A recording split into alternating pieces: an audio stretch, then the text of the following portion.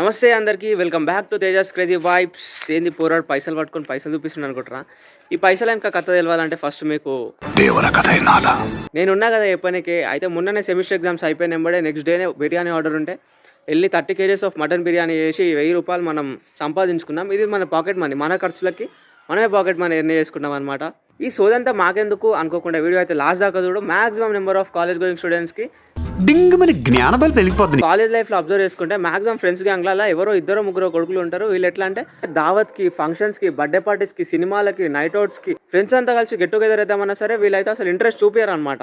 వీళ్ళు రాకపోవడానికి మాక్సిమం నేను ఇన్న రీజన్స్ ఏంటంటే, ఒకటి పేరెంట్స్ పంపించారు, ఇంకోటి వీళ్ళకి ఇంట్రెస్ట్ లేదు, ఇంకోటి నాకు వేరే పని ఉందని చెప్పి ఇట్లా ఎస్కేప్ అవుతారు అనమాట. Okay, it's fine. నాలాంటి మంచోడు జెన్యున్గా ఇట్లాంటి రీజన్స్ చెప్తే వాళ్ళని పక్కకి పెట్టేసేయాలి. ఎందుకంటే పాపం వాళ్ళకి చాలా పనులు ఉంటాయి. కాకపోతే దొంగలు ఉంటారు కదా, జెన్యున్గా కాకుండా మామూలుగా ఎస్కేప్ కావడానికి ఈ రీజన్స్ ఉపయోగిస్తారు. వాళ్ళ కోసం ఈ వీడియో లాస్ట్ దాకా చూడు. ఫస్ట్ ఏంటంటే ఎంబడే నాకు వేరే పని ఉందా అని చెప్తారు. వేరే పని కాదు, లొట్టపీస్ వీడు ఆడబోయి పెద్ద పీక్ మలేసేది ఏమి ఉండదు. సెకండ్ ఏంటంటే ఇంట్రెస్ట్ లేదు అంటాడు. ఇంట్రెస్ట్ లేదు కాదు, ఫస్ట్ థింగ్ అందన పైసలు ఉండవు. మరి ఇంత పైసలు ఎందుకు ఉండవురా అంటే, వాడు ఎర్నింగ్ కోసము, వాని పాకెట్ మనీ కోసము, వాని ఎంజాయ్మెంట్ కోసం అసలు ఇంట్లోకి వెళ్ళి బయట అడుగు పెట్టి పనుల కోసం వెతకాడు కాబట్టి. ఇందులో ఇంకొందరు ఏంటంటే చేయడానికి ప్లంబర్ పని, ఎలక్ట్రీషియన్ పని, పెయింటర్ పని, ఇట్లా వంటలు, క్యాటరింగ్, ఇట్లా చాలా పనులు ఉంటాయి. కాకపోతే వీనికి ఏంటంటే ఆ పని చేస్తే నామోషి ఫీల్ అవుతాడు. వీని ఇజ్జత్ పోతుంది. వీడేదో నా ఇజ్జత్ అంతా పోతున్నది అన్న లెవెల్లో ఫీల్ అవుతాడు అనమాట.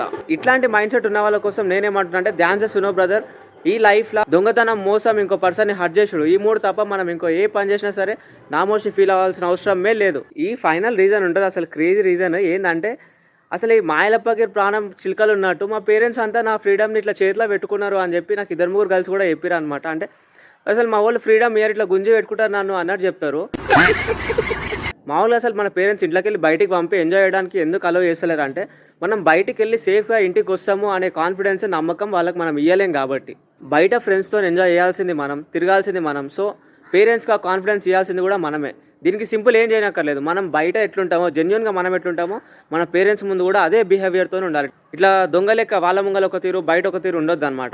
ఇట్లా ఫ్రెండ్స్తోని అన్నిట్లో కాకుండా కొన్ని వాటిలో అయినా సరే మనం పార్టిసిపేట్ చేయకపోతే లాస్ అయ్యేది మనమే, ఎఫెక్ట్ అయ్యేది కూడా మనమే. ఎందుకంటే నువ్వు ఎప్పుడైతే ఫ్రెండ్స్తో తిరుగుతావో, బయట తిరుగుతావో, అప్పుడే నీ నెట్వర్క్ పెరుగుతుంది. నీకు ఎమర్జెన్సీ ఉన్నప్పుడు ఆ నెట్వర్క్ ఉపయోగపడుతుంది. అది నేను చెప్పే ముచ్చట. ఇక ఫైనల్గా నేను ఏం చెప్తున్నా అంటే, ఈ రీజన్స్ ఎప్పుడైతే మానేవరి, పేరెంట్స్ని బ్లేమ్ చేసుడు మానేవరి, వాళ్ళు ఫ్రీడమ్ ఇస్తలేరు అని చెప్పేసి, ఇంకోటి డబ్బులు లేవంటే ఏదో ఒక పని నామోషి ఫీల్ కాకుండా పని చేసుకొని పైసలు పాకెట్ మనీ జమ చేసుకొని 70% సేవ్ చేసుకొని 30% ఎంజాయ్ చేయాలి అట్లా. సో ఇంకో వీడియోతో మళ్ళీ కలుద్దాం.